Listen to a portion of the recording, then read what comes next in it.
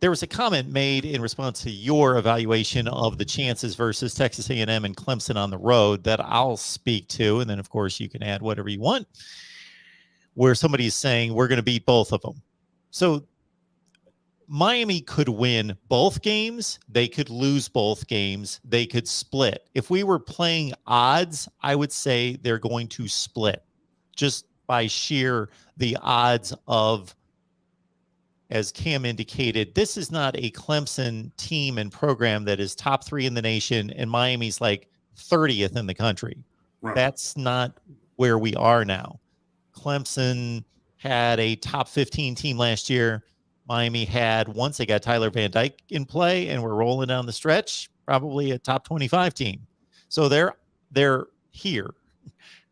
And the same thing with Texas A&M. They're recruiting out of their minds, but they have yet to put it together. And it's a great home field advantage at both places. So that is a decided advantage. What I will say, I'm not going to make a prediction whether Miami's going to lose both, win both, split, whatever, even though my betting money would be right now on a split just based on probabilities. What I will say is let's say Miami loses both games. Let's just say that. But what the difference is going to be that I expect, I might be wrong, is that it's not going to be LSU 33-3 in the third quarter, Alabama 27-0 in the first half, all these other examples versus Clemson 2 years ago where it was whatever it was, 42-17, not much of a game in the second half. I don't expect that. They could lose both games in the 27-21 range. And you come away from that, I believe, I'll speak not as a Miami fan, but I'll put myself in the reasonable Miami fans' shoes to say you're not happy with that, but you come away thinking, okay, we're a different program than we were 3 years ago. Yeah, I mean, it'd be a time like in the moment, no, I'm going to be pissed because I hate losing. I don't want to ever have that happen. But like after the year, like one of these conversations next offseason, that would be a clear, depending on whatever else happens in the year. But you would point to that as, being a step forward for sure. And again, not accepting losing and not saying that I want that to happen. But sure. Yeah, losing by, it's a touchdown game in the fourth quarter, as opposed to, getting blown out or something like that. Like, yeah, that's that would definitely be an improvement, but moral victories only go so far. I need to see actual wins on the record, and you got to start somewhere. And everybody talks about like when is a team going to get a signature win? When is a coach going to get a signature win? Manny Diaz had opportunity after opportunity to get a signature win, whether that was the opener against Florida where we gave up 12, 13 sacks, whatever it was.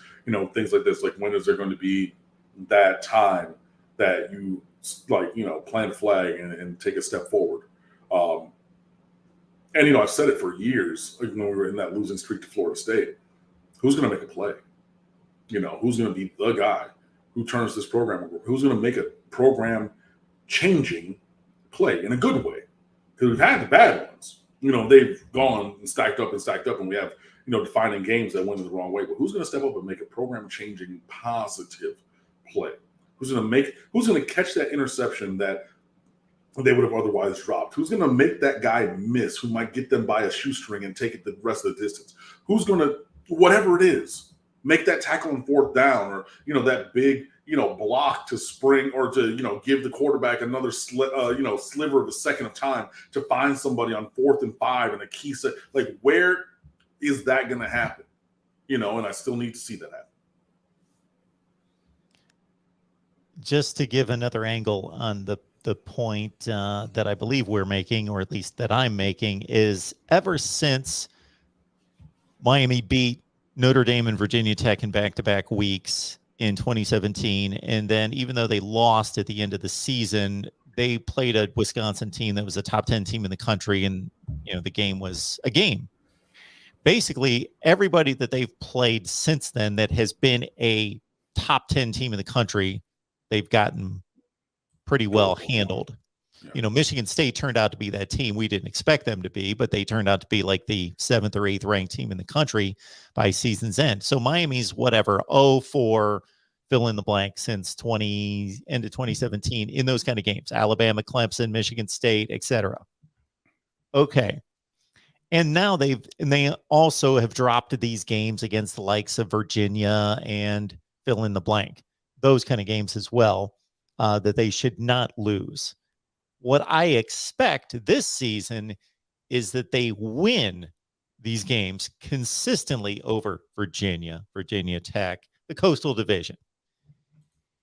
Maybe they get tripped up once. Maybe. We'll see. But they win those games consistently. And then against Texas A&M and Clemson, again, I'm not going to predict an outcome, but just that they are competitive in those games, of which we have not seen since they stepped off the field against Wisconsin in the Orange Bowl. Would be the last time against a really good team that they were that competitive. And honestly, we should have won that game, but that was when the quarterback at the time threw one of the worst interceptions I've ever seen because we were running them off of the field. We're not going to go toe-to-toe and slug with them.